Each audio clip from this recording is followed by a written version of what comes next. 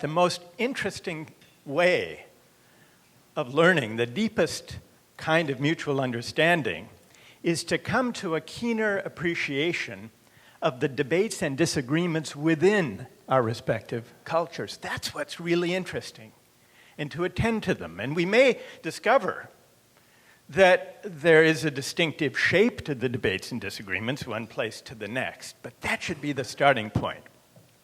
And I would like to give a concrete illustration of this general point by looking at one big philosophical debate about the good life within the West. Now, if you were to take a very rough and ready stereotypic account of the difference between Eastern and Western approaches to the good life, you might say that in the West we think of ethics and political philosophy as a matter of utility and rights, and in the East, the good life is about virtue, the cultivation of virtue. But if you look within the Western tradition, there's a very interesting and lively and continuing debate over centuries between accounts of the good life that emphasize utility and rights and autonomy and accounts of the good life that emphasize virtue. So noticing the disagreements is more interesting, but it's also potentially a way of creating bridges, better, more substantive bridges among cultures than just trying to figure out the fixed views. So, what is this debate about? Well, what is the good life? One answer to that question was offered by Jeremy Bentham in the 18th century, an English political philosopher who said, it's very simple, maximizing happiness. That's the good life. And what he meant by maximizing happiness was maximizing the balance of pleasure over pain. Now, the appeal of this way of thinking about the good life is it's simple. Everybody likes pleasure and dislikes pain. And it's non-judgmental. It doesn't pass judgment on what gives you pleasure or me pleasure. All that matters is that we add it all up and try to maximize. Now, in fact, Bentham emphasized this non-judgmental appeal when he said the quantity of pleasure being the same, pushpin, a children's game, pushpin is as good as poetry. So some people might like dogfights. Going to dogfights might give some people pleasure. Other people like going to museums. Who's to say that the preference or the pleasure derived from museums is higher or worthier than that derived from dogfights? People have different tastes. Now, there are familiar objections to this way of thinking about the good life. One of them uses a counterexample of the ancient Roman Colosseum, where they threw Christians to the lions for sport. If ethics is all about adding up the balance of pleasure over pain, people argue against Bentham, does that mean that throwing Christians to the lions might be the right thing to do if it's true it causes excruciating pain to the Christian being eaten by the lion, but if there are enough deliriously happy Romans in the Colosseum delighted by this, does that mean this is the good life, the right thing to do? This is a standard and pretty powerful rejoinder, to which there are a few responses. One response from a utilitarian would be to say, well, because it's embarrassing if you have a theory of the good life that endorses throwing Christians to the lions in the Colosseum. So one way of avoiding the embarrassment would be to say, well, you have to consider, as the economists say, externalities. There might be other people out there who are pained by this. Maybe they worry that when they run out of Christians, they'll come for me, and that will make me anxious, and that unhappiness has to be cranked into the balance. But that's kind of a feeble and contingent response. Other people would say, is that the only reason it's wrong? What about violating the human rights? Aren't there fundamental human rights that are being violated when these people are being used for sport? That's one answer, and that's in the broad tradition of utilitarian rights. But there's another reason to object, and that takes us to virtue. Isn't there something wrong with catering to perverse desires? Yes, those people may be taking pleasure, but shouldn't we try to educate them out of taking pleasure in that base spectacle? That's the virtue argument, not the rights argument against this brutal practice. So that takes us to a second way of conceiving ethics and the good life, which goes back to Aristotle in the West. And Aristotle said that the good life is about seeking happiness, but happiness is not something that is maximized, something where you just add up pleasures and pain. Happiness is the activity of the soul in accordance with virtue, and by that he meant learning how, not adding up pleasure, the balance of pleasure over pain, but learning to take pleasure in the right sorts of things. That's what happiness is. And so if people prefer watching dogfights to going to museums,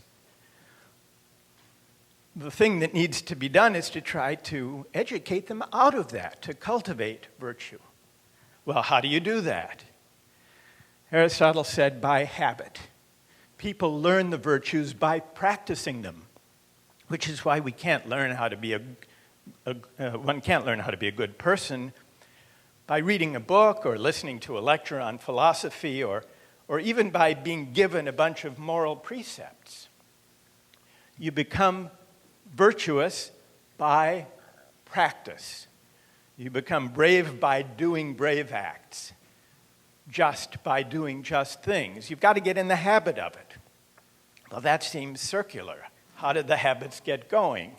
And how do you know which ones are worth emulating? Well, part of it is you have to figure out whom to look up to, whom to emulate.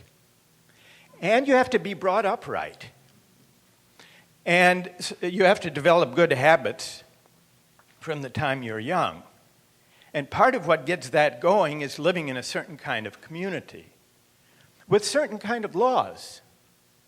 Because part of the point of law, on Aristotle's picture, is not just to keep people from one another's throats or from committing crimes. The real point of law is to make people good, to cultivate virtue. And that's how you get the good habits going. Now, there are two interesting features of this picture. One of them is that this way of thinking about the good life, about habit, about looking up to exemplary figures, about having to live in a certain way of life with certain rites and rituals and laws, this looks pretty close to a Confucian picture of the good life and how it's acquired. But, and here's the debate within the West, it makes a lot of people, especially in the modern world, uneasy. Because people look at this Aristotelian account of virtue, cultivating virtues, the role of law in forming good habits, and say, that sounds like it might be coercive. That sounds like, well, what about choosing for myself the best way to live, rather than having to live according to habits that are cultivated by a certain way of life? So, fast forward to another utilitarian who came after Bentham, John Stuart Mill, who wrote this famous book on liberty.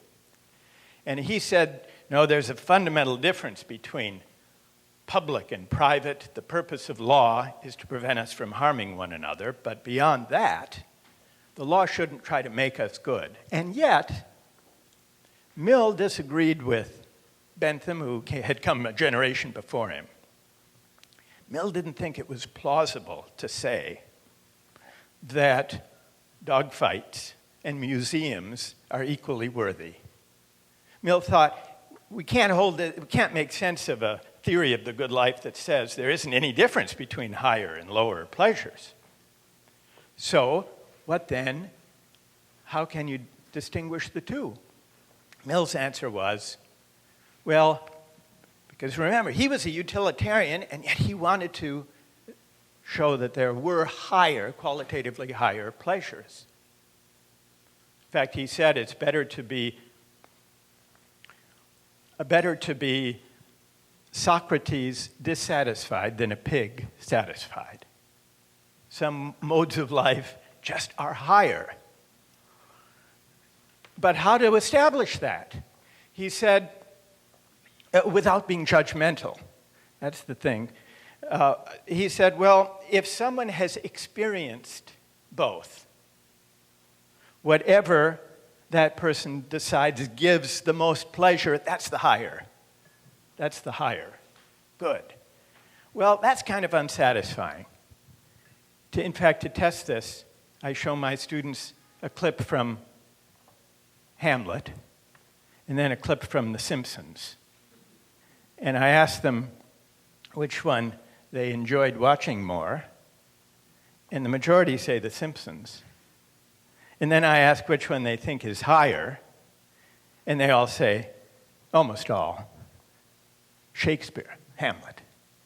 So there can be a difference between, even where we've experienced both, what we like and what we really think is higher. So this, I don't think, is a satisfactory solution to the question of virtue, but it shows that there is a powerful temptation to find a way not to be judgmental, not to embrace the full conception of the good life that affirms virtue.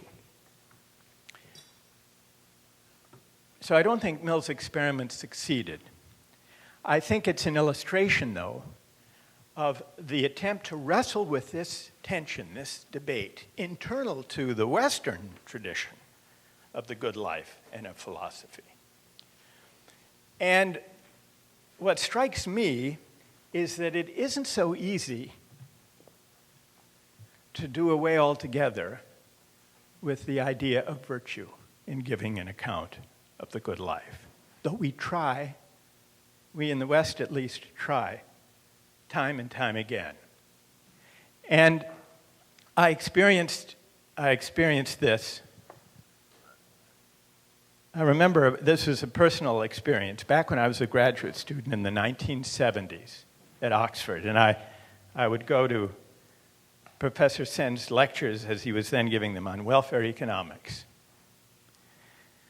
And I learned a lot from those lectures, and I also remember there was an extracurricular dispute going on in those days in Oxford. They still had some all-women's colleges. They weren't yet mixed. And the all-women's colleges had rules against overnight male visitors. But times were changing. This is the mid-'70s. And pressure grew to relax these rules at St. Anne's College, which was one of the all-women's colleges. Now, not everyone was in favor of liberalizing the rules. The traditionalists were against it. But they were embarrassed to give the real reason for their objection.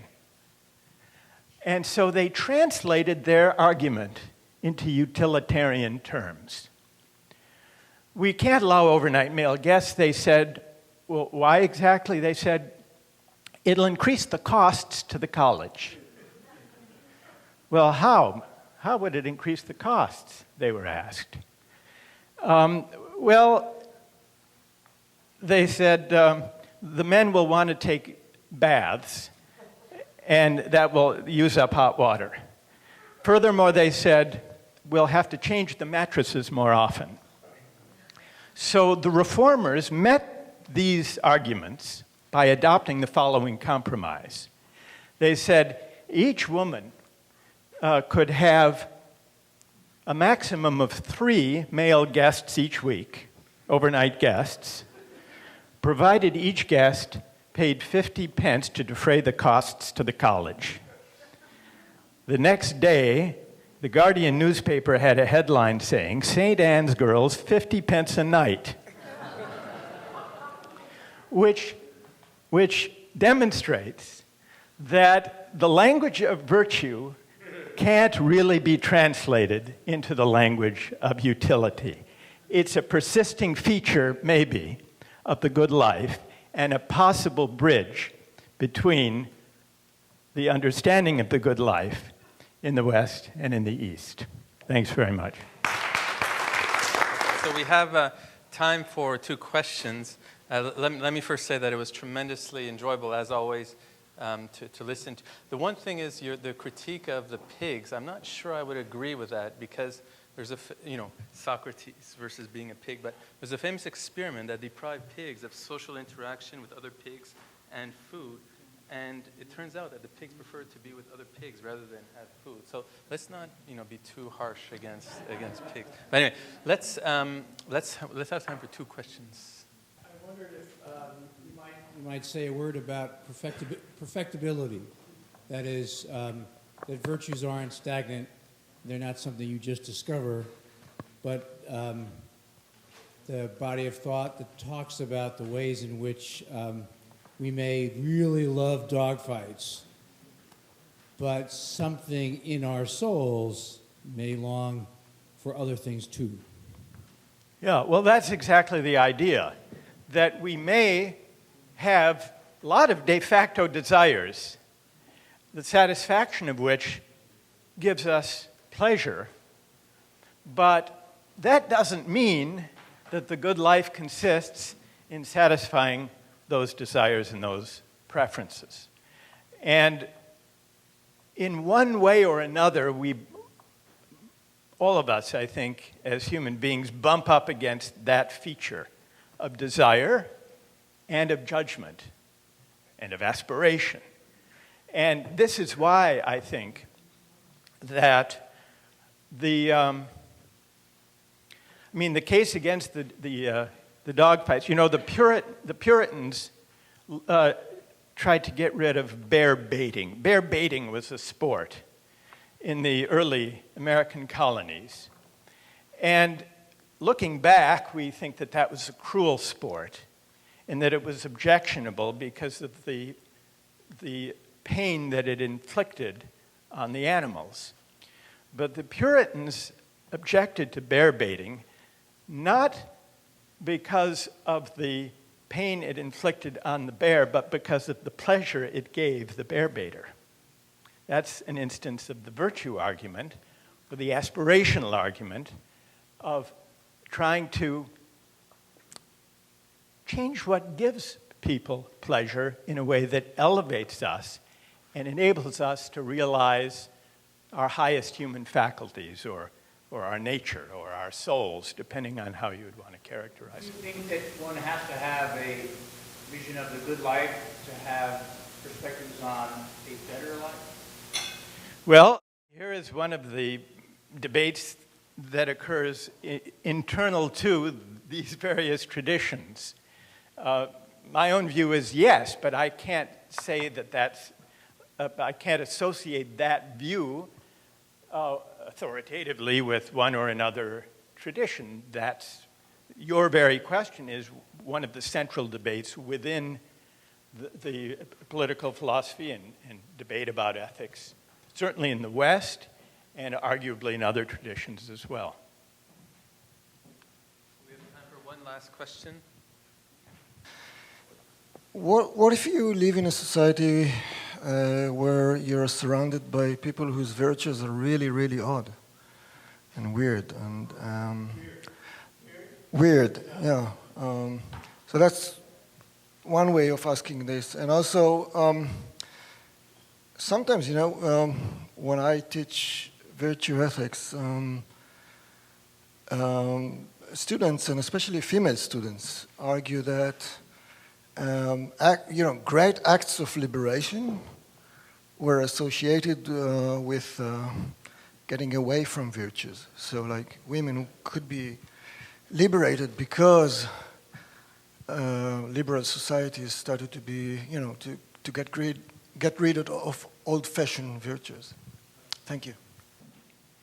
If virtues are fixed and given once and for all, then they are suffocating and a source of conformity. In fact, that's what makes people wary about any conception of the good life that says habit matters.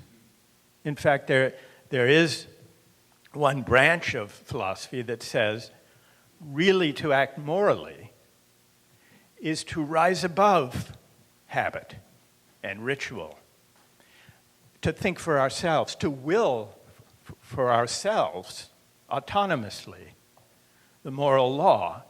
And so on that picture, habit and tradition and rituals are prisons, in a way, obstacles to living freely and living authentically. And if traditions and virtues were just fixed once and for all, then they would be that kind of prison. But just as we've been discussing here tonight, just as cultures are full of contestation and debate within themselves, so the right way to interpret a tradition or a habit is contestable. And so what keeps, or what can keep, habit from becoming mere habit, a kind of rote, mindless behavior, is teaching people and creating a way of life that encourages people to interpret and to reinterpret and to argue about what the tradition actually requires, to argue about what makes this habit or this ritual or this element of tradition important.